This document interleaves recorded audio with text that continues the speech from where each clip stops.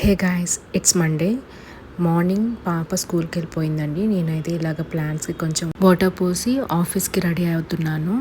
So ఆఫీస్కి అయితే ఇలాగ పింక్ కలర్ డ్రెస్ అయితే సెలెక్ట్ చేసుకున్నాను. న్యూ మామ్స్ అందరూ కూడా ఈ ఫేస్ చేసి ఉంటారు. సో ఈ డ్రెస్సెస్ అన్నీ కూడా ఓల్డ్ డ్రెస్సెస్ అన్నీ కూడా చాలా టైట్ అయిపోయి ఉంటాయి.